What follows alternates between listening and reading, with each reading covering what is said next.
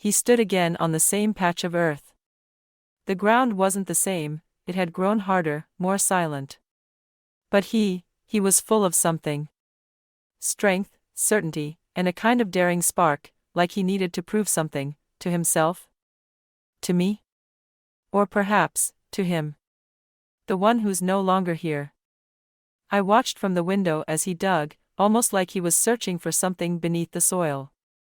And with every movement, it became clearer, yes, he was a copy. His walk, the way he sighed, even how he rolled up his sleeves to his elbows like it was a ritual. I didn't interfere. I didn't ask why he suddenly felt the urge to plant potatoes. Maybe he was running from his thoughts. Or maybe, diving straight into them. People hide pain in different ways. And I remembered. There was once another voice here. It didn't speak often, but when it did, it hit deep.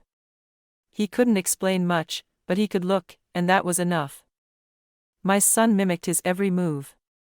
Even his mistakes. I saw him falter on the 5th row, toss a potato in the wrong hole. Then he stopped. As if he felt it. Looked toward the corner where his father used to stand. It's empty now. But I know, not everything is empty. Not inside. I didn't say a word. Just wiped the window with my hand, leaving a faint path, like a scar. Sometimes the shadows of the past return without asking if we're ready to let them in again. Let me pause for a moment. Tell me in the comments, where are you listening from? Have you ever experienced something like this in your life? I'd love to know how it resonates with you. And if you're new here, don't forget to subscribe. Now, I continue. That garden knew more than it should. Too much. Now it breathes again, quietly, steadily, as if it had been waiting. Not for me. For him. The one who once walked these rows uncertainly, as if by accident. But he stayed. Not in the house, not in the village, in me. I often wonder, was it all chance? Or did the earth choose us? Pull us toward each other. Give us a place where masks could fall away. He wasn't my husband. But he knew how to look. That kind of gaze that silences everything else. He didn't speak much, but when he did, it felt like each word had been unearthed, heavy, real. Even his hands seemed to leave marks in the air. We never planned anything. But something grew between us that needed no plans. I remembered it all as I watched my son walk between the rows. Just like him. The same posture. That same look from beneath the brow. It wasn't coincidence. It was something deeper. Something that lingers. I remember the day it began. It was hot. He came to help, just help.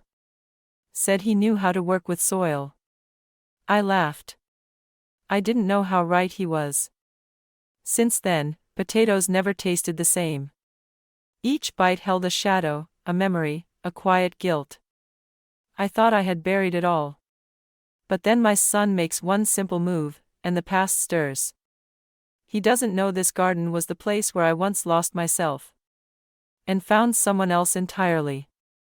Someone I still hide, even from my own reflection. Now, he's like a living branch of the past. And I'm afraid, what if he follows footsteps I once hoped would stay covered by time? On the 13th time, I couldn't hold it together. Not from exhaustion, I knew how to endure. Not because of the heat, I was raised in it. But because of how he stood. How he adjusted his shoulders, looked at the ground, and whispered something under his breath, just like he once did. I froze. I began counting not the potatoes, but his movements. The way he bent down. The way he paused, as if listening to something deep inside. The way he pressed his lips when he made a mistake, too familiar. Too precise. He wasn't just similar. He was repeating. As if someone inside him already knew how this was done. Not from stories, not from blood, but from memory. I stood with a cloth in my hand by the window, and suddenly, fear crept in. Not for him. For me. Because if he inherited more than a face, then the past hadn't died. It had just changed shape. And then, almost by accident, I found the letter. In an old drawer, in the basement. No envelope. No name. But that scent: tobacco, earth, and old soap. A scent I'd tried to erase for years. And it was back. The letter held only a few lines. Simple. But they carried everything. His handwriting. His spelling mistakes. The hooked S at the end. I knew. And suddenly, it hit me. My son had never truly known him. He was too young. Which meant, he couldn't remember him like that. But he knew. He felt. He moved like him. I don't believe in ghosts. I don't expect magic. But that day, I felt someone had returned. Not in body. But in gestures, in that heavy silence, in the way the world shifted when he walked by. I shut the window. And for the first time in years, I cried. Share your thoughts in the comments. What did this story make you feel? Have you ever experienced something similar in your life? Your words truly matter to me. I read every single one and feel the connection you bring. I appreciate each and every one of you. Don't forget to subscribe so you won't miss more stories like this. And if you enjoyed listening, give it a like, it helps more than you know. Wishing you a warm and peaceful day. And if you listened all the way to the end, leave this phrase in the comments. Sometimes the past doesn't leave, it just returns in another form.